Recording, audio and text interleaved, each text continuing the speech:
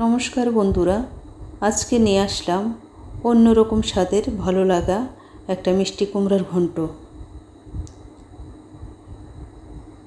আমি কুমড়োটাকে ডুমো করে এভাবে কেটে নিলাম, সাথে গাজরটাকেও একইভাবে কেটে নিলাম।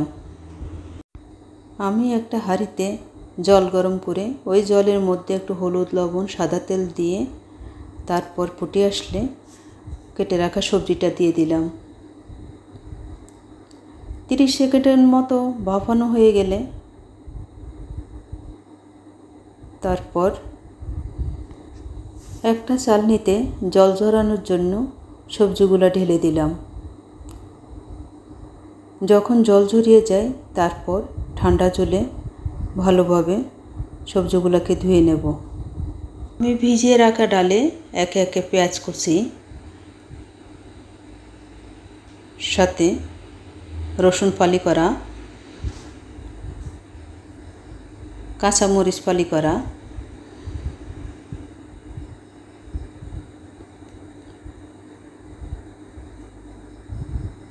সরিষার তেল দিয়ে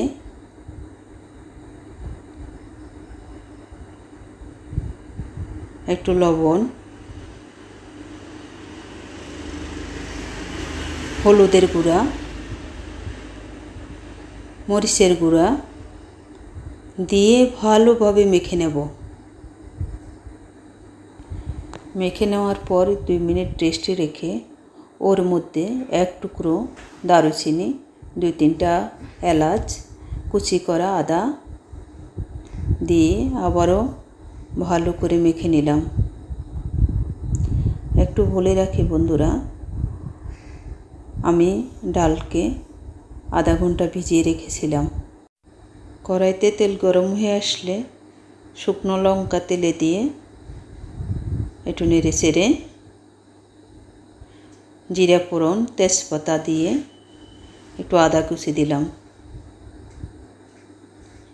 ভালো করে নেড়ে নিয়ে ওর মধ্যে মেখে রাখা ডালগুলো দিয়ে দিলাম। একটু ভালো করে নেড়ে ছেড়ে ভাজা ভাজা হয়ে আসলে কুটে রাখা কুমড়ো শাকগুলো দিয়ে দিলাম। আবারও একটু ভালো করে নেড়ে নিলাম। তারপর আগে থেকে ভেজে রাখা কুমড়োগুলো দিয়ে দিলাম।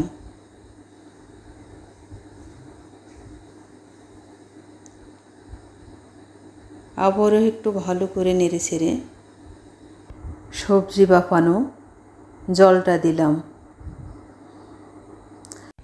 তরকারি যখন ভালোভাবে ফুটে আসবে একটু চিনি দিয়ে দিলাম। তারপর সব শেষে একটু মাখো মাখো করার জন্য দুধে ভেজা কর্নফ্লাওয়ার দিয়ে দিলাম, কারণ একটু কর্নফ্লাওয়ার দিলে সবজিটা মাখো মাখো হয়ে আসে। কর্নফ্লাওয়ার দেওয়ার পর 2 মিনিট ফুটিয়ে নিলাম। হয়ে গেল আমার মজাদার অন্যরকম স্বাদের মিষ্টি কুমড়ার ঘন্ট। অনেকে মিষ্টি কুমড়া খেতে চান না, যদি এইভাবে রান্না করেন যে কোনো পরোটা, লুচি, ভাতের সাথে অনায়াসে খেতে পারবেন। এটা যেমন দেখতে সুন্দর তেমনি সত্যি অসাধারণ স্বাদ। আপনারা বানিয়ে দেখবেন।